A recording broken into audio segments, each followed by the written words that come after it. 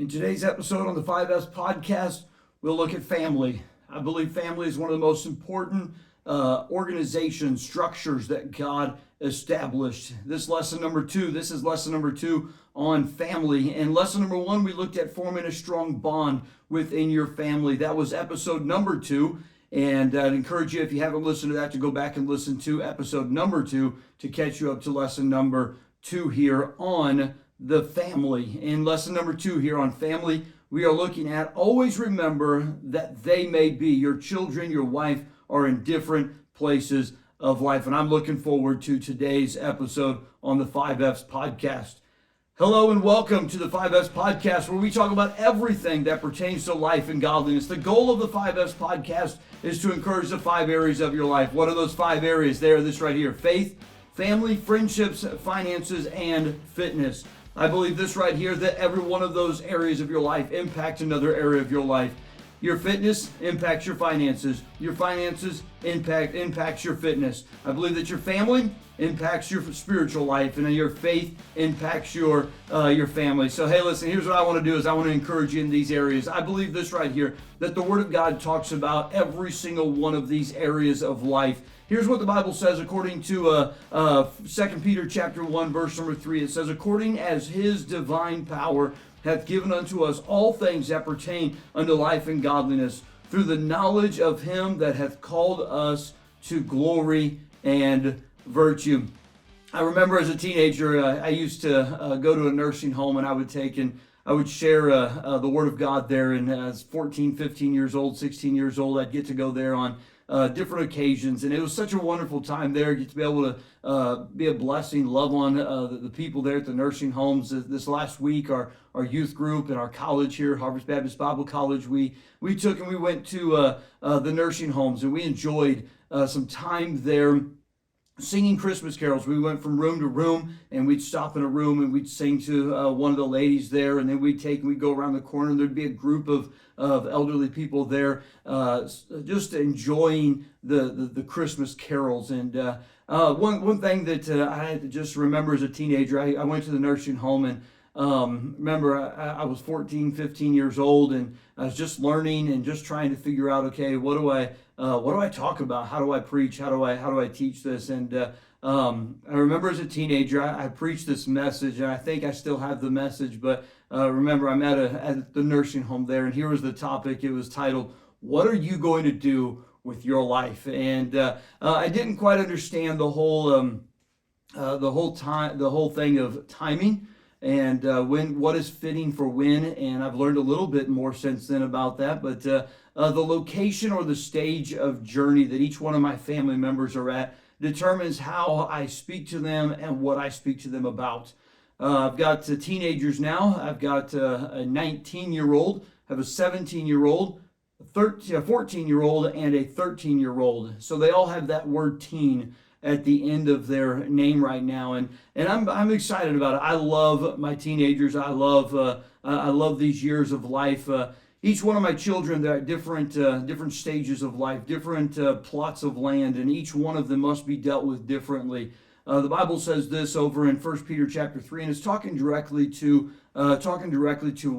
husbands and their wives, and I think that we could probably apply it to our relationship with our children, with our wife, with our husbands. Here's what it says. It says, likewise, ye husbands, dwell with them according to knowledge, giving honor unto the wife. And that little phrase in there, and I want to try to use this without twisting the scriptures, without making it in an unbiblical way. But here's what it says: dwell with them according to knowledge.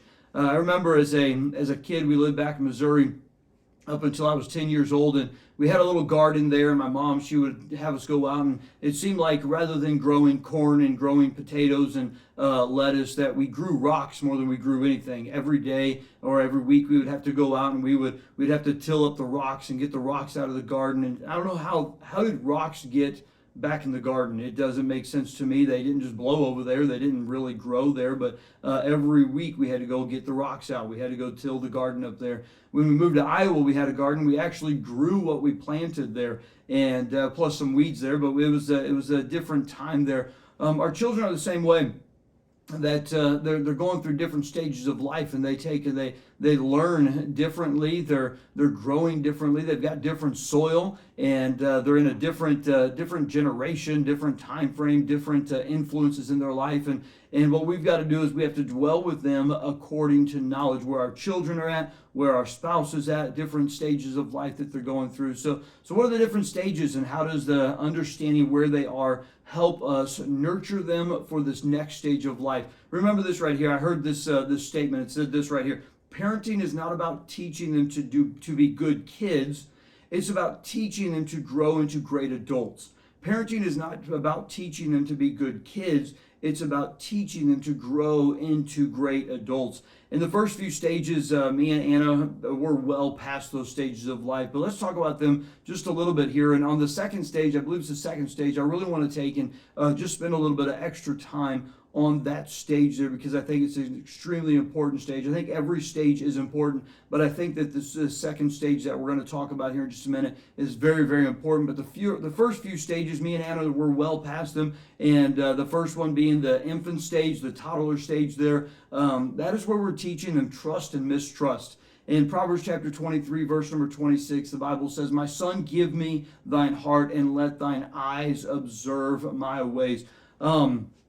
We take where our children, they're watching us. Our children they're observing our life, and they're learning whether or not they can trust us or if they can't trust us. During this stage of life, we meet the needs of our children during this stage. We are teaching them that we can be trusted, that we can be depended upon for their needs, and whoever meets their needs during these infant years, during these toddler years, that is who they're really going to trust. I think it's vitally important that as in these early stages of life, that moms, you are so involved in your children's lives, that you are so involved in building trust with your children. And I understand we're all at these different journeys of life, and we're trying to figure out what is best for me. Should I stay home all day long, and should I take care of my children? Should I be there all day long with them? Do I need to go out and go to work? And and let me just say this. I think that every one of our children are different, but I do want you to remember that whatever or whoever your children trust the most, that is who's going to have the most influence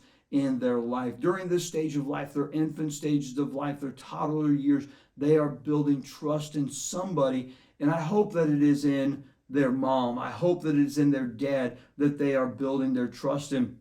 The stages of life, we're teaching them a little bit of independence. We're teaching them at this stage of life that being a toddler, there's some independence. They're taking small steps of faith. They're taking little leaps of faith, and they're in these early stages there. You're taking and putting them on bicycles with training wheels once they hit those toddler years, and they're learning that this thing will actually hold me up. They're learning that mom and dad can be trusted, that there can be confidence in some things.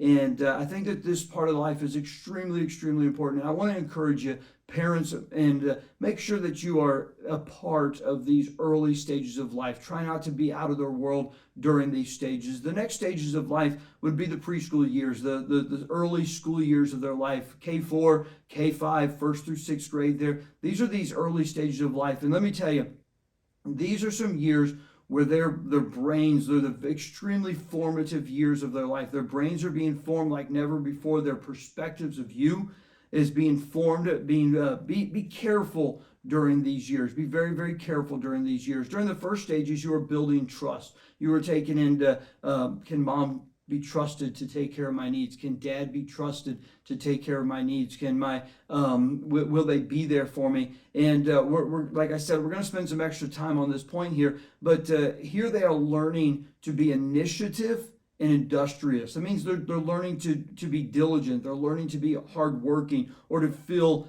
guilty and inferior. They're learning about peer pressure at this stage of life, K4, K5. They're learning about their strengths and their weaknesses. They're learning these things. If you go into a 3-year-old Sunday school classroom, or a 3-year-old classroom, a daycare somewhere, and you ask this question, okay, who is the strongest kid in the room? And they're all going to raise their hand. They're all like, oh, I'm the strongest. I've got this, And but then as they get into this, their K4, K5 years, and probably their first grade year, you walk into a room and you ask them, hey, who's the strongest person in this room?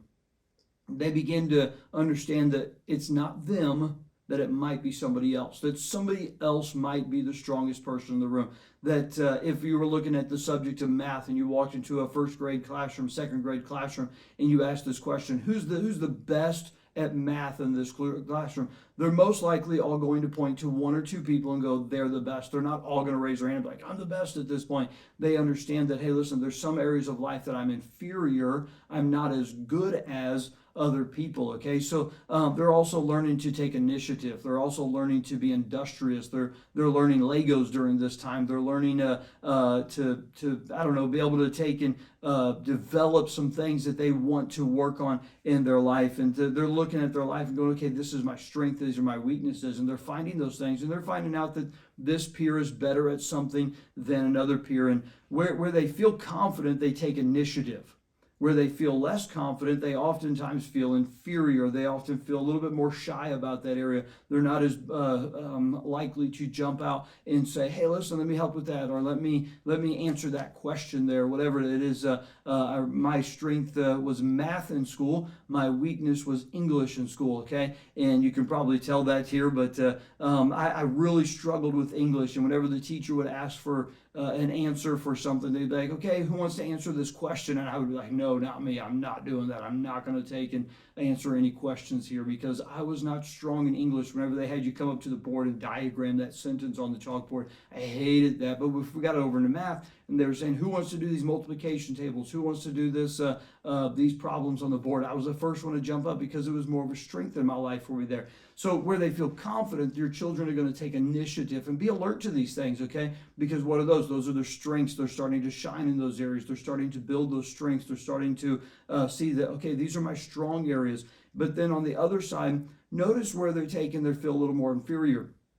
They don't take and jump out to be in front of the stage on that area there, okay? So where they feel confident, they take initiative. Where they feel less confident, they feel a little more inferior. And so as parents, it's our job to help them, encourage them in their strength areas, and help them to navigate through their feelings of inferiority, okay? We don't want them to just go, well, I'm not good at that, so I'm going to abandon it. But we also don't want them to spend all of their effort and energy strengthening something that is really never going to be very, very strong in, okay? And we're still trying to work on those things at this stage. What are those strengths? What are those weaknesses? We want to work on that. So this is the place where our children, they take and they're starting to figure out, okay, do I want to give myself to this area of life? Do I want to, put all of my effort into this area of my life? I think that it's very important during this stage of life that they do this right here, that you encourage them in their strengths, okay? Encourage them in their strengths. But they also need to have a place where they can talk about their inferiorities, okay? They're places where they don't feel as strong about. Our place of safety is our dining room table. That is where we take our children. They get to express themselves. They get to take and just be them. And we really encourage our kids to, at the dining room table, hey, just if it's on your heart, let's share it. Put it out on the table there. We want to take and hear about these things. And our dining room table is in the evening time is getting smaller and smaller. My kids are out working. They're out spending time with friends. There's times where it's just me and Anna sitting there, and we share our feelings with each other. There's times where it's me, Anna, and my son Marvin, and we sit there and we share our feelings. But then there's other times we take and we always make sure that we really do our best to protect Sunday afternoons, and we want to make sure that our children can sit down and just share what's going on in their life at the table there. This is the place where your children, that safety place, where they just know that, okay, we can share our likes, we can share our dislikes without punishment. We can be open and honest. We can be very transparent, okay? And this is that place where we can go, okay, we're just going to share what's on our heart here. And it's very important that you have this place here. You establish this place when they're young, because they're going to grow up in their K4, K5 years, their first through sixth grade. They're going to share with you some, oh man, me and this other friend, my friend, we had a hard time today. We had a difficult time today. And you get to talk to them through that. And here at the table, they get to share with you their burdens. They get to share with you. And as they bring these things up in their early stages, they're still building that trust of, hey, can I still talk to mom and dad about this? Can I still share my feelings with them? And are they going to take it to the world? Are they going to share it with everybody? Or is this really a safe place? This conversation at our table is our safe zone. I want to encourage you to find that safe zone there for your family. This is the stage of life where you are giving your children situational learning. In Proverbs chapter 1, verse number 8, King Solomon with his son, he sits down with his son. He says this right here. He says, "My son, hear the instruction of thy father, and forsake not the law of thy mother, for they shall be an ornament of grace unto thy head and chains about thy neck." But first, we establish that trust. If your sons or daughters trust you, they trust your words and instruction and law that you give them, it'll be graceful to them. If they don't trust you, it's going to be burdensome to them. It's going to be hard on them. It's going to be difficult for them. So keep trust with your children. Keep your words. Make sure that they always know that you're looking out for their well-being, okay? And also well-being of others. But hey, listen, the next part of those verses, here's what King Solomon does. He gives his son some situations, some scenarios. Here's what he says. Now we give them, he says in Proverbs 1, verse number 10, he says, "My son, if sinners entice thee, consent thou not. If they say, come with us, let us lay wait for blood, let us lurk privily for the innocent without cause. Let us swallow them up alive as the grave, and whole as those that go down into the pit. We shall find precious substance. We shall fill our house with spoil." He's given them situations. Here's what he says. "My son, walk not thou in the way with them. Refrain thy foot from their path, for their feet run to evil and make haste to shed blood." We establish that safe place of expression, but then give your children a place or situational learning. Give them scenarios. Teach them about different things. Let them know that, hey, listen, you might be put in this situation. How do you respond if this were to take place? Ask your children, hey, if you were to take and be put into this scenario, what would you do? How would you respond? How would you? And what you're doing is you're creating a conversation, and then you're getting to guide them through that time of learning for their life. Okay, the third stage is those what I often hear as the dreaded teenage years. Okay, now I've gone through nearly 2 teenagers in my house now. My second one is 17 years old. She's in the house now. I have 4 children there in those teen years. Like I said at the beginning, these years of teens do not have to be dreaded teenage years. You do not have to go, oh my goodness, because why? Because what you did in stage number 1, in stage number 2 was you built trust, and you built a place of safety for your teenagers. Now what you're doing is you're preparing them to where they know that during these teenage years, I can take and I can be open and honest with my parents. I can be transparent with them. I don't have to hide some things from them. When your children trust you, when your children believe that you're there for them, it makes it these years a lot better for you. I've been a youth pastor for 20 years. I've seen a lot of different types of teenagers go through the youth group, and I firmly believe this right here, that this is the time where teenagers are establishing their identity. It's extremely important that you as parents don't belittle their personalities. They're developing their personalities. They're developing their whys in life. They're developing their who they are on the inside. And it doesn't happen overnight. It doesn't happen just because they turn 12 years old, they're 13 years old. They go, oh my goodness, I got this all figured out now, and oh man, it's going to be super easy for me now. And let me tell you, okay, this identity is huge for them. It's so important for them as they're growing through this stage of life. Identity is not really about an era or a group of people we hang around, but it's about who we truly know we are on the inside. And as parents, it's extremely important that we navigate our children to figure out who they are on the inside. They're the person who they are on the inside, not based off of the group of people that they are. That way they're going to be the same. They're going to be the same every day. They're not changing depending on who they're with, what kind of group they're hanging out with. They're just always the same there. So hey, listen, I just want to encourage you, do this right here.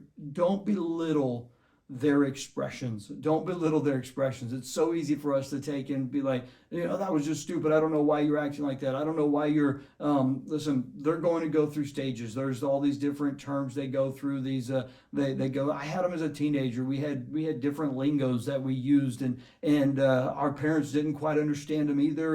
And now here I am with my 17-year-old, my 14, 13, 19-year-old, and I'm going, I don't understand what they're saying. I don't get what they mean by all this, okay? But hey, listen, here's what I want you to do. I want you to take and I want you to really strengthen their identity. Let them know they can have some confidence in this life, that the confidence is not pride, okay? I'm learning this right here, that confidence and pride, they're so different from each other. And confidence is built off of the previous victories that we've had. Pride is just esteeming yourself as great. But confidence is going, you know what, I've done good in this, I've done good in this, I've done good in this. You begin to have some confidence in your victories there. And so I just want to encourage you to do this right here during this time, is take and make sure that you understand where your children are at. Now, this next stage of learning is, this next stage of their years is where we're about to go into. We're not there yet. So what are we doing? We're asking other people about these stages of life. We're saying, hey, what did you do during this time? What did you do during these stages? How did you keep your children? How did you keep their heart? How did you grab onto them as they were, here it is, the fourth stage, is they're getting ready or they are leaving your house? How did you make sure that you were there? And this is the last stage of life. This is all new for me, so I'm not even going to spend much time on it. But I don't have all the answers to this. I do know this right here, that if I built trust with my children when they were young, when they were babies, if I established a place for them where they can be honest and open and transparent with us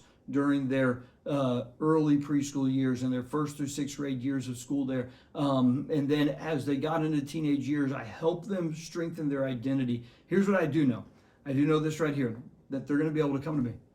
And that's what I want. I want my children to be able to come down and sit down and talk with me. I want my children to be able to just pour their heart out to me. If they want to cry, I want them to be able to cry. If they want to rejoice, I want them to be able to rejoice with me. And I'll tell you, learn to weep with your children when they're weeping, and learn to rejoice with your children when they're rejoicing. Let them see that you're excited about their victories. Let them see that you feel their infirmities, just as the Lord feels our infirmities. And then as they begin to leave your house, they begin to go out and to conquer the world that God has put them in. Be there for them. Continue to go out and get coffee with them. Continue to go out and get supper with them. Continue to bring them into your house and invite them into your world. Continue to be a place where they can trust, and continue to be a voice into their world as they ask you to be a voice into their world. And never stop learning from those that are just a little bit ahead of you. Always take and have somebody in your life that is just a little bit ahead of you. We've got some friends that we call, and we'll be like, so tell us how you did this. Tell us how you stayed connected with your son or your daughter, stayed connected with your daughter as she left your house there. And one of the things that they keep saying to me is just love them where they are. Love them where they are. Well, they're different than what I want them to be. That's okay. Love them where they are. I don't know. It's I believe this right here. We're going to take and we're going to see our children grow.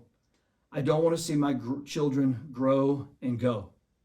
I want to see my children grow and want to come back to me. Want to come back, maybe not come back and live with me, but come back and be able to sit down at the dining room table and go, this is a safe place still. I want them to want to come home. I long for that. I look forward to those days. We were talking last night. My kids asked me, they said, hey Dad, are you looking forward to grandkids? And I said, we're not going for any surprises here, are we? Okay. But they were I just said, yes, I am. I said, one of the reasons is because you guys are going to come home then.